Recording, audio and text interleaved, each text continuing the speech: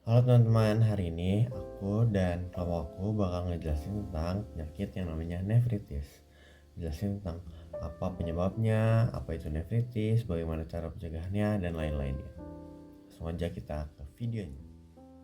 Manusia membutuhkan makanan dan minuman untuk sumber energi dan nutrisi yang mendukung aktivitas sehari-hari.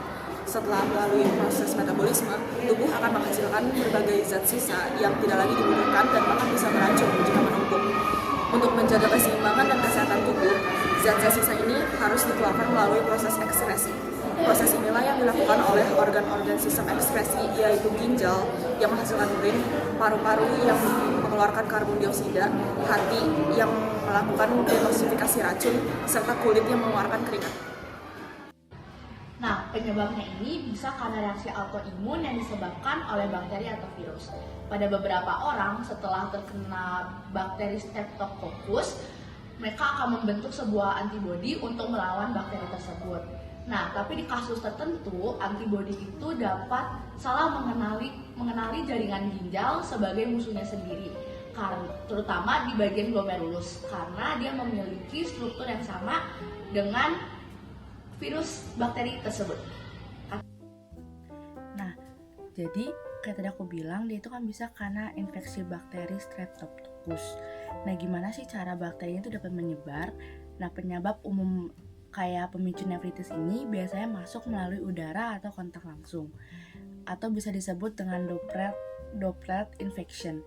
Jadi kayak saat orang yang terinfeksi seperti batuk, bersin, atau mereka lagi berbicara, mereka akan mengeluarkan sedikit tetesan kecil air liur atau disebut droplet yang mengandung bakteri. Nah, droplet ini biasa terhirup oleh orang lain lalu menempel di hidung, tenggorokan, atau amandel. Nah, jadi kalau misalkan yang sudah terkena penyakit ini ngobrol dengan orang lain dan tidak menggunakan masker, maka orang yang ngobrol dengan yang memiliki penyakit ini memiliki kemungkinan untuk sama-sama terinfeksi bakteri yang sama. Nah, yang kedua itu bisa juga karena obat-obatan itu mekanisme lainnya dapat disebut efek toksik langsung. Jadi di beberapa obat tidak menimbulkan reaksi imun tapi secara langsung merusak sel ginjal atau nefron karena obat ini bersifat nephrotoksik atau beracun bagi ginjal, atau di beberapa obat kan memiliki dosis-dosis tertentu untuk kita minum. Nah, pemakaian obat ini misalkan kita pakai dosis terlalu tinggi atau terlalu banyak, itu tuh juga bisa ngebuat nefritis karena ginjal ini akhirnya tidak mampu untuk membuangnya. Nah, emang apa sih fungsi ginjal terhadap obatnya dan apa yang dimaksud dengan dibuang? Nah, jadi ginjal ini bisa disebut adalah penyaring alami tubuh.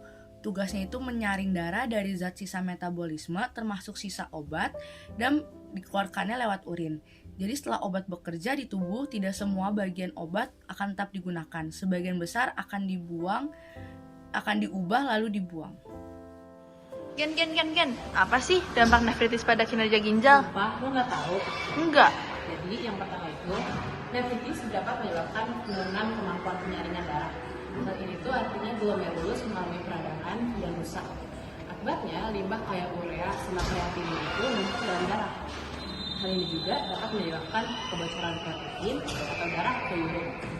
Hal yang kedua itu gangguan pengaturan cairan dan elektrolit tubuh. Ginjal kesulitan menjaga keseimbangan air, natrium, dan kalium. Ini tuh bisa menyebabkan penyakit hiperkalemia ataupun kelebihan kalium dan penyakit asidosis metabolik. Itu tuh penyakit kayak kelebihan asam ataupun ginjal tuh nggak mampu mengeluarkan cukup asam dari tubuh. Terus yang ketiga, karena ini urin bisa jadi terlalu encer ataupun frekuensi buang air pada malam hari itu makin meningkat. Begitu. Ternyata nefritis juga berdampak loh pada sistem ekskresi yang lain, salah satunya hati. Dengan adanya nefritis, membuat kerja hati semakin berat karena adanya penumpukan zat seperti urea, kreatin yang membuat beban hati meningkat untuk menetralisir racun. Gak cuma hati, paru-paru juga dengan adanya nefritis menyebabkan tubuh nggak bisa membuang zat-zat beracun di dalam tubuh yang menyebabkan penumpukan dalam tubuh, termasuk dalam paru-paru yang disebut dengan edema paru-paru.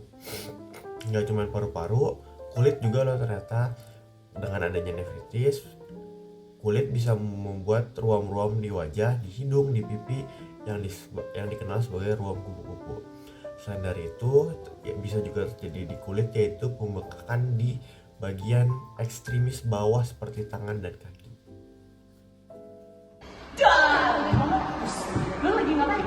Ini gue lagi nulis sama percobaan nefritis. Wah, keren banget. Sekarang. Nah, jadi yang pertama tuh ya kan, jaga pola makan sehat dengan membatasi konsumsi gula, garam, dan lemak jenuh.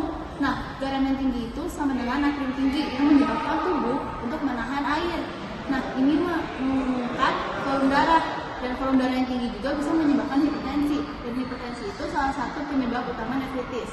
Lalu konsumsi gula yang berlebih bisa menyebabkan diabetes yang dapat merusak pembuluh darah di ginjal dan meningkatkan resiko untuk terkena penyakit nefritis. Dan lemak jenuh perlu dibatasi karena lemak jenuh yang berlebihan bisa menyumbat pembuluh darah dan meningkatkan peradangan di tubuh. Lemak jenuh yang berlebihan juga akan membuat aliran ginjal terganggu dan dapat memperberat kerja ginjal. Resiko yang terjadi adalah bisa memperburuk penyakit nefritis. Lalu yang kedua itu ada gaya hidup sehat. Nah, kita tuh harus berolahraga rutin karena olahraga bisa membantu untuk melancarkan darah dan juga menjaga tekanan darah normal. Lalu ada juga berhenti merokok karena merokok dapat merusak pembuluh darah dan menurunkan aliran darah ke ginjal sehingga itu dapat mempercepat kerusakan ginjal. Lalu yang terakhir ada batasi alkohol karena alkohol dapat merusak sel ginjal dan mengganggu fungsinya dalam menyaring racun dari tubuh. Nah, yang ketiga yang terakhir itu kita harus melakukan pemeriksaan rutin ke dokter untuk memantau fungsi ginjal kita. Untuk mengatasi penyakit nefritis ini, kita bisa menggunakan obat-obat dengan golongan kortikosteroid seperti contoh prednisone. Obat ini bekerja dengan menekan reaksi sistem kekebalan tubuh sehingga dapat mengurangi peradangan. Obat ini dapat digunakan untuk mengatasi inflamasi atau peradangan dalam tubuh, seperti contoh di nefritis, glomeruli yang peradangan dapat disembuhkan dengan adanya obat prednisone ini dengan kandungan kortikosteroid. Melalui pembahasan mengenai penyakit nefritis pada ginjal, kita dapat semakin kagum dan bersyukur kepada Tuhan atas keagungan ciptaannya. Ginjal merupakan organ yang memiliki peran sangat penting dalam menjaga keseimbangan tubuh, seperti menyaring darah, mengatur kadar cairan, elektrolit, serta membuang zat sisa metabolisme. Ketika ginjal mengalami peradangan ataupun kerusakan akibat nefritis, berbagai fungsi vital tubuh ikut terganggu, mulai dari penumpukan racun dalam darah, pembengkakan pada tubuh, hingga gangguan tekanan darah. Dari hal ini, kita dapat menyadari betapa luar biasanya kebijaksanaan Tuhan dalam merancang sistem tubuh manusia yang begitu teratur, teliti, dan saling terhubung. Setiap organ memiliki perannya masing-masing dan juga bekerja selaras untuk mempertahankan kehidupan. Penyakit seperti nefritis mengingatkan kepada kita bahwa sekecil apapun bagian dari manusia memiliki fungsinya sendiri yang sangat penting dan tidak bisa digantikan sepenuhnya oleh manusia ataupun teknologi. Oleh karena itu, melalui topik ini kita diajak untuk semakin bersyukur kepada Tuhan, karena telah memberikan tubuh kita yang sempurna dan berfungsi dengan baik.